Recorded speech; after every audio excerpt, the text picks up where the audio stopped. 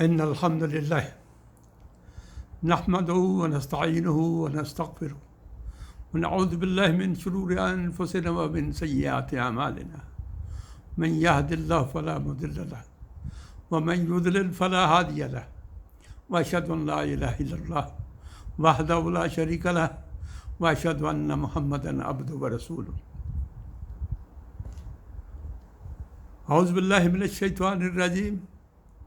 بسم الله الرحمن الرحيم. إن الله يأمر بالعدل والإحسان وإيتاء ذي القربى وينهى عن الفحشاء والمنكر والبغي يعظكم لعلكم تذكرون. صدق اللہ العظیم. سامعین گرامی، آپ کے سامنے سورہ النحل کی آیت نمبر 90 کا درس مسلسل چل رہا ہے. مسلسل اس طرح کی آیت کے سلسلے میں پہلے یہ طے کیا تھا کہ پوری آیت کا درس ایک ہی نشست میں رکھا جائے گا، لیکن آیت کی اہمیت کے پیش نظر اور پھر اس کے ایک ایک لفظ کی اہمیت کے پیش نظر یہ طے کیا کہ ایک ایک لفظ کا الگ الگ معنی اور تشریح کی جائے. اگر ایک نشست میں رکھا جاتا درس تو اس کا دورانیہ شاید 1-1.5 گھنٹے پر چلا جاتا، لیکن ممکن ہے کہ پورے کا پورا مدعا جو ہے وہ بیان نہ ہو سکتا. آیت کی اہمیت کے بارے میں پہلے بھی بتا چکا ہوں کہ اس آیت کو قرآن پاک کی جامع ترین آیت کہا جاتا ہے.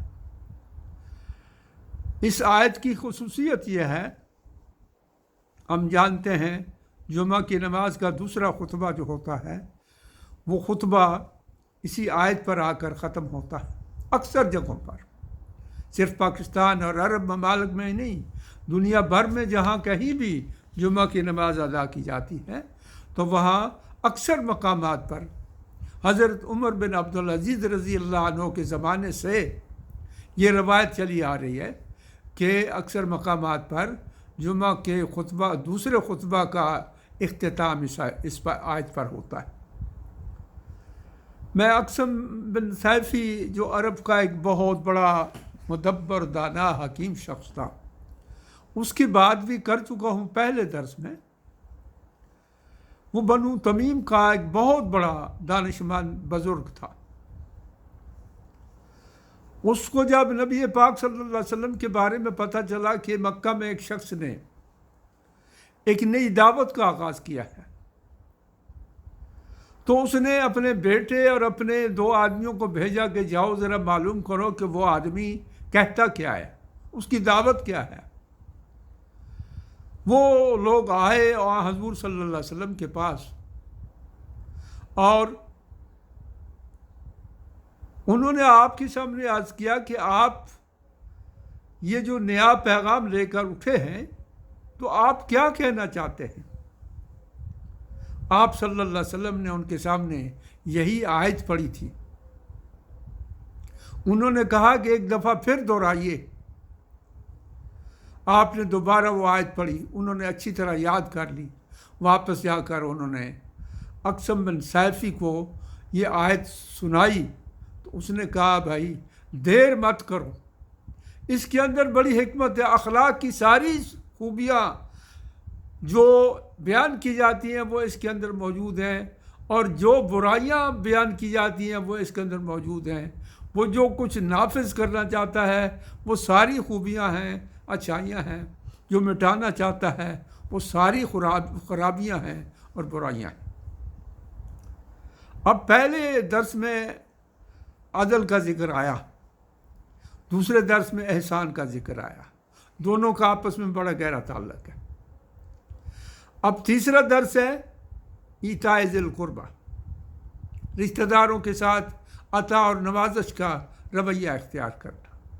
اس کا پہلے 2 لفظوں کے ساتھ بھی بڑا گہرا تعلق ہے. عدل ہو ہی نہیں سکتا اگر آپ اپنے رشتہ داروں کے ساتھ صحیح رویہ اختیار نہیں کر سکتے۔ احسان ہو ہی نہیں سکتا اگر آپ اپنے رشتہ داروں کے ساتھ صحیح رویہ اختیار نہیں کر سکتے۔ فطرت اور شریعت نے انسان کی فطرت کے اندر کیا چیز ہے؟ قرابت داروں سے، رشتہ داروں سے، اپنے تعلق داروں سے محبت، ہمدردی، ان کے لیے سچا جذبہ، قرب کا، تعلق کا ایک سچا جذبہ ہوتا ہے۔ اب اگر مسائل حل کرنے کے لیے کوئی معاشرہ اپنی اسکیم بنائے اور اس اسکیم میں وہ یہ طے کرے کہ بھئی اس طرح کیا جائے کہ راولپنڈی اور اسلام آباد والے کراچی جا کر تو لوگوں کی مشکلیں آسان کریں، اور کراچی والے پشاور جا کر یہ مشکلیں آسان کریں، اور پشاور والے کوئٹہ جا کر کریں، اور یہ سب مل کر پھر لاہور والوں کی مشکلیں آسان کریں، تو گویا ایک ایسا مصنوعی عمل ہے جو مزے کا خیز ہے۔ اس سے مسائل حل نہیں ہوتے۔ آپ دیکھیے کہ ملک کی 24 کروڑ آبادی ہے، کہا جاتا ہے کہ پاکستان میں سب سے زیادہ صدقات ادا کیے جاتے ہیں، یعنی صدقے کا جو عمل ہے، صدقے کی جو نیکی ہے، پاکستان میں سب سے زیادہ کی جاتی ہے۔ لوگ مختلف رفاہی تنظیموں کو دیتے ہیں پیسے، مختلف دینی مدارس کو دیتے ہیں، لوگوں نے لنگر خانے کھولے ہوئے ہیں اور کئی نیکی کے کام کر رہے ہیں۔ لیکن ادھر آپ دیکھیے کہ 24 کروڑ لوگوں میں سے 9.5 کروڑ لوگ جو ہیں وہ غربت کی لکیر سے نیچے زندگی گزار رہے ہیں، بڑی مشکلات میں ہیں، بڑی پریشانیوں میں ہیں۔ ان کو 2 وقت کی روٹی کی فکر پڑی ہوتی ہے، ان کو اپنے گھریلو مسائل کی فکر پڑی ہوتی ہے۔ اب ایسا کیوں ہے؟ صدقات بھی اس ملک میں سب سے زیادہ دیے جاتے ہیں، اور مسائل کا حال یہ ہے کہ 9.5 کروڑ لوگ جو ہیں وہ غربت کی عمومی لکیر جو ہے اس سے بھی نیچے زندگی گزار رہے ہیں۔ وجہ یہ ہے کہ ہمارے ہاں فطرت اور شریعت کا وہ جو اصول ہے، قاعدہ ہے، اس اصول اور قاعدے کو اختیار نہیں کیا جاتا۔ وہ یہ ہے کہ آپ عطا اور نوازش دینے کا جو عمل ہے وہ شروع کریں، اپنے قریب سے شروع کریں، قریب سے، دائیں بائیں کے رشتہ داروں سے، اور اس میں سارے وارث اور غیر وارث سے رشتہ دار آتے ہیں، ننیالی بھی آتے ہیں، دودیالی بھی آتے ہیں، اور سسرالی بھی آتے ہیں۔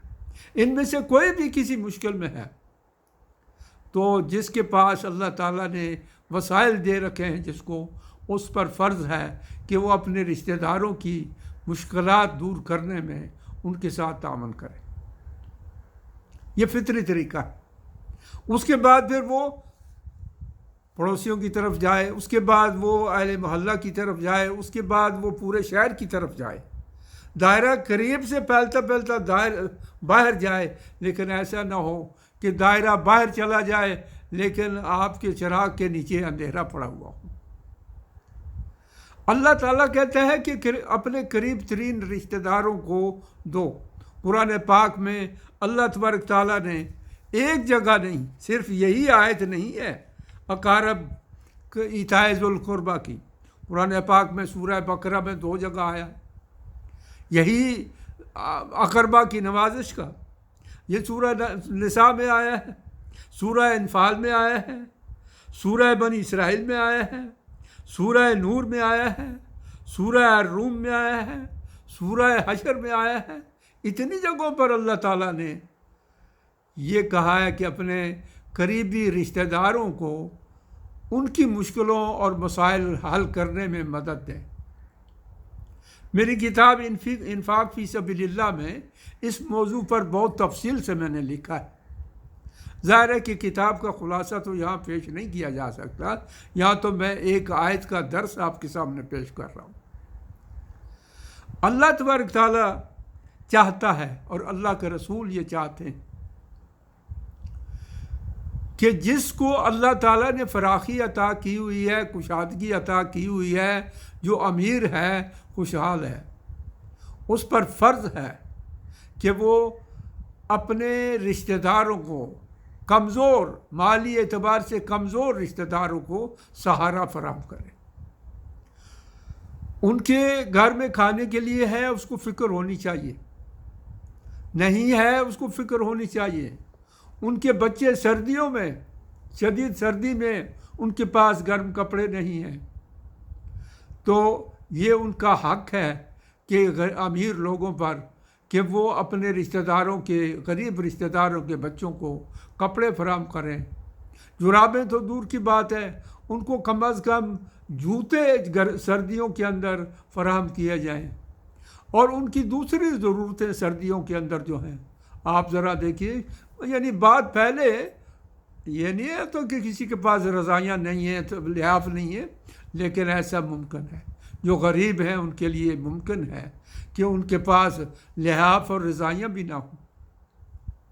آپ ان کی ایک ایک ضرورت کا پتہ کریں، اور پتہ کر کے ان کی ایک ایک ضرورت پوری کریں. یہ جب ہوگا تو اس کا مطلب یہ ہے کہ فطری طریقے سے یہ دائرہ قریب سے پھیلتا پھیلتا دور تک چلا جائے گا. اس طرح افلاس جو ہے، غربت جو ہے، اس کا حل بھی یہی اسی طرح نکلے گا. ایسا نہیں ہوگا کہ آئی ایم ایف سے آپ پیسے لے کر، ورلڈ بینک سے پیسے لے کر لوگوں میں تقسیم کر کے تو کہیں کہ ان کی غربت دور ہوگی. اس وقت پاکستان کے اندر شاید یہ مبالغہ ہو، لیکن میری اپنی اسیسمنٹ ہے کہ ایوب خان کے زمانے میں جن لوگوں کی، امیر ترین لوگوں کی، اس زمانے میں ہم ان کو لکھپتی کہتے تھے، ان کی تعداد یعنی ساری دولت 20 خاندانوں میں سکڑی ہوئی تھی. وہ مشرف کے زمانے تک آتے آتے تو 2000 خاندانوں تک چلی گئی. اب موجودہ دور میں آ کر تو وہ دولت جو ہے 2000 سے لے کر 2 کروڑ لوگوں تک چلی گئی. آپ کی اسمبلیوں میں، سینٹ میں بیٹھے ہوئے جتنے لوگ ہیں، آپ کے سیاستدان جو ہیں، آپ کے بیوروکریٹ جو ہیں، آپ کے جرنیل جو ہیں، آپ کے بڑے بڑے بزنس مین جو ہیں، ان سب کو جمع کیا جائے تو ان کی تعداد 2 کروڑ سے بھی زیادہ، بلکہ 5 کروڑ تک پہنچتی. 9.5 کروڑ تو وہ ہیں جن بیچاروں کی زندگی جو ہے غربت کی لائن سے نیچے گزر رہی ہے، 24 کروڑ میں سے. اور یہ 2-3 سے لے کر 5 کروڑ تک وہ ہیں کہ جن کی زندگی عمارت کی جو لائن ہے، عمارت کی، امیری کی، اس سے بھی بہت بلند جا رہی ہے. ان کی دولت کہاں ہے؟ ساری سوئٹزرلینڈ میں اور دبئی میں اور دنیا کے دوسرے ملکوں میں پڑی ہوئی ہے. ان کو نہ اپنے ملک کے لوگوں کے مسائل کا علم ہے، اور نہ ہی ان کو اپنے عوام کے ساتھ کوئی ہمدردی ہے. ان کی عیاشی، شراب نوشیاں، بدکماشیاں، عیاشیاں وہ ان کی چلی جا رہی ہیں. آپ جتنے بھی ریسٹورنٹ ہیں ان کے اندر آپ چلے جائیں، بڑے بڑے ٹاپ کے ریسٹورنٹ، فوڈ سٹاف جو فوڈ سٹریٹس ہیں ان میں چلے جائیں، ایک ایک گھرانہ، بلکہ ایک ایک فرد ایک ایک ٹائم میں 2-2, 4-4, 5-5 ہزار روپیہ خرچ کر دیتا ہے. لیکن انہی لوگوں میں دائیں بائیں ان کے جو پڑوس میں لوگ رہتے ہیں، بھوکے ہیں، فاقہ سے زندگی گزار رہے ہیں، مشکلات میں ہیں. کسی کے بچے بھوکے ہیں، کسی کے بچوں کے پاس کپڑے نہیں ہیں، کسی کے بچوں کے لیے اسکول کی فیس دینے کے لیے پیسے نہیں ہیں، کسی کے بچوں کی کتابوں کے پاس پیسے نہیں ہیں، کتابوں کے پیسے نہیں ہیں. بے شمار مسائل ہیں. لیکن یہ جو ایک ایک وقت کے کھانے میں ریسٹورنٹ کے اندر، ہوٹل کے اندر ایک ایک وقت میں 5-5 ہزار روپیہ خرچ کر دیتے ہیں، 10-10 ہزار روپیہ خرچ کر دیتے ہیں، بڑی بڑی پارٹیاں ہوتی ہیں. یہ جن کے بڑے بڑے فارم ہاؤس ہیں، وہ فارم ہاؤس حقیقت میں عیاشی کے بہت بڑے بڑے اڈے ہیں. پہلے تو ہم کہتے تھے نا فلاں آدمی جو ہے وہ امیر ہے، اس کی 6 کنال میں کوٹھی ہے. اس زمانے میں 6 کنال کی کوٹھی بہت بڑی چیز ہوتی تھی. اب حال یہ ہے کہ 30 40 کنال بلکہ اس سے بھی زیادہ رقبے میں پھیلے ہوئے فارم ہاؤس ہیں، جن میں عیاشی کا سارا سامان ہے، جن میں یہ جو 25 دسمبر اور 1 جنوری گزرا ہے، نیو ایئر فیسٹیولز، عیاشی کے سارے سامان ہوئے۔ فلسطین میں کیا ہو رہا ہے، غزہ میں کیا ہو رہا ہے، ان کو کوئی نہیں پتا۔ غزہ اور فلسطین تو دور کی چیز ہے نا، لیکن جب ان کو اپنے رشتہ داروں کا نہیں پتا، اپنے ملک کے عوام کا نہیں پتا، تو وہ دوسروں کے مسائل کیا حل کریں گے۔ تو میں یہ عرض کر رہا تھا کہ فطری طریقہ یہ ہے، شریعت کے مطابق طریقہ یہ ہے کہ قریب سے دائرہ پھیلتا ہوا عطا اور نوازش کا، دینے کا، پھیلتا ہوا دور تک چلا جائے۔ سب سے بڑا حق رشتہ داروں کا ہے۔ رشتہ داروں کو نظر انداز کر کے تو آپ کسی دوسرے کو نوازنے لگیں، تو اس کا مطلب ہے کہ آپ نے شریعت کی بھی خلاف ورزی کی، آپ نے فطرت انسانی کی بھی خلاف ورزی کی۔ نبی اکرم صلی اللہ علیہ وسلم کی جو اصطلاحات ہیں، قرآن کی بھی ہے، صلہ رحمی۔ صلہ رحمی کا مطلب یہ ہے کہ اپنے رشتہ داروں کے ساتھ جڑے رہو، اپنے رشتہ داروں کے ساتھ تعلق قائم رکھو، اپنے رشتہ داروں سے کٹو نہیں۔ آپ نے فرمایا جو تم سے کٹے تم اس سے جڑو، جو تمہیں محروم رکھے تم اسے دو۔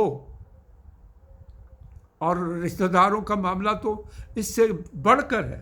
آپ صلی اللہ علیہ وسلم نے فرمایا کہ جو یہ چاہتا ہے، جس کو اس چیز میں خوشی ہوتی ہے کہ اس کا رزق جو ہے وہ کشادہ ہو جائے، کھلا ہو جائے، اور اس کے اثرات اور اس کی نشانیاں باقی رہیں، اسے چاہیے کہ وہ صلہ رحمی کا مظاہرہ کرے، رشتہ داروں سے جڑا رہے۔ تو جڑے رہنے کا مطلب کیا ہے؟ رشتہ داروں سے کی مشکلیں معلوم ہوں، رشتہ داروں کے مسائل معلوم ہوں، رشتہ داروں کی پریشانیاں معلوم ہوں، بیمار ہے تو اس کی بیماری کا پتہ ہو، اور تنگ حال ہے تو اس کی تنگ حالی کا پتہ ہو۔ آپ صلی اللہ علیہ وسلم نے ایک بڑی پیاری مثال دی، مسائل حل کرنے کا فطری طریقہ۔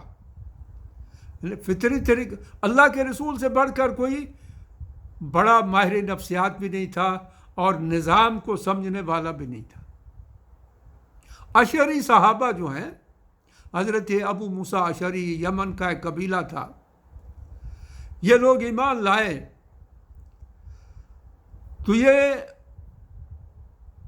ایمان لانے کے بعد پہلے مکہ آنا چاہتے تھے، لیکن ان کی کشتیاں جو ہیں یمن سے وہ چلے تو ان کا خیال تھا کہ جدہ اتریں گے، لیکن ان کی کشتیاں جو ہیں وہ تیز ہواؤں نے دھکیل کر تو بحر احمر کے اس پار حبشہ میں جوڑ دی، حبشہ کے ساحل پر چلی گئی۔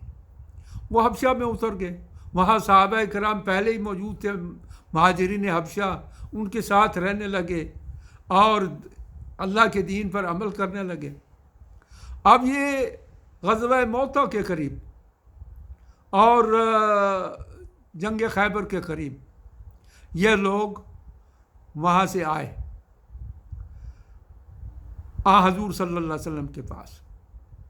نبی پاک صلی اللہ علیہ وسلم کو ان لوگوں سے بڑی محبت تھی، اور ان لوگوں کی کچھ عادتیں ایسی تھیں، کچھ روایتیں ایسی تھیں، کچھ شعار ایسے تھے جن سے آپ صلی اللہ علیہ وسلم کو بڑی خوشی ہوتی تھی۔ حضور اکرم صلی اللہ علیہ وسلم نے ان لوگوں کے بارے میں فرمایا کہ یہ جو اشعری ہیں ان کا بڑا عجیب معاملہ ہے، یہ جنگ کا معاملہ ہو یا امن کا، میدان جنگ میں ہوں یا مدینہ طیبہ کے معاشرے کے اندر رہ رہے ہوں، ان کے یہ کرتے ہیں کہ ظاہر ہے ان میں کچھ خوشحال ہیں، کچھ بدحال ہیں۔ اب جو خوشحال ہیں وہ اپنے بدحال بھائیوں کو نظر انداز نہیں کرتے، کسی کے یہاں کھانے پینے کی چیزیں فراواں ہیں، کسی کے پاس کھانے کی پینے کی چیزیں نہیں ہیں، تو وہ کیا کرتے تھے، وہ ایسا کرتے تھے کہ سب جن جن کے ہاں زیادہ یا تھوڑا کھانا پکتا تھا وہ کھانا لا کر ایک جگہ ایک آدمی کے گھر میں آتے تھے اور ایک چادر بچھا کر اس چادر پر ڈھیر لگا دیتے تھے اور اس کے بعد اپنے قبیلے کے سارے لوگوں کو اس ڈھیر سے برابر برابر تقسیم کرتے تھے۔ اس طرح جس کا زیادہ کھانا ہوتا تھا اس کو بھی مل جاتا تھا، جس کا کم ہوتا تھا اس کو بھی اس کے برابر مل جاتا تھا۔ حضور صلی اللہ علیہ وسلم نے ان کے اس معاشی طریقے کو بہت زیادہ پسند کیا۔ آپ صلی اللہ علیہ وسلم نے فرمایا کہ فَهُم مِّنِّي وَأَنَا مِنْهُمْ، وہ مجھ سے ہے اور میں ان میں سے ہوں۔ یعنی آپ نے ان کے ساتھ ایسا، یعنی ان کی اس روش کی بنا پر ان کو اتنا پسند کیا کہ آپ نے فرمایا کہ وہ گویا مجھ سے ہے، انہوں نے میری روش اور میرے طریقے کو اختیار کیا۔ تو اللہ تعالیٰ یہ کہتا ہے کہ اپنے رشتہ داروں کے ساتھ احسان کا رویہ اختیار کرو۔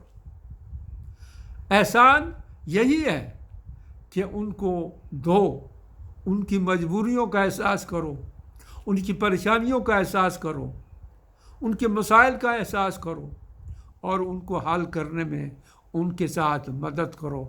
تمہارے پاس پیسہ ہے ان کو پیسہ دو، اشیاء ہے اشیاء دو، راشن ہے راشن دو، کپڑے ہیں کپڑے دو، اور جو بھی ان کی ضرورتیں ہیں وہ ان کی ضرورتیں پوری کرو۔ اور جب تم یہ دائرہ قریب کا دائرہ خوشحال ہو جائے گا پھر یہ دائرہ پھیلاؤ، اس کے بعد پھیلاتے آگے چلے جاؤ اور اس فطری طریقے سے اللہ کے دین کے مطابق اپنے مسائل حل کرو۔ وآخر دعوانا ان الحمد للہ رب العالمین۔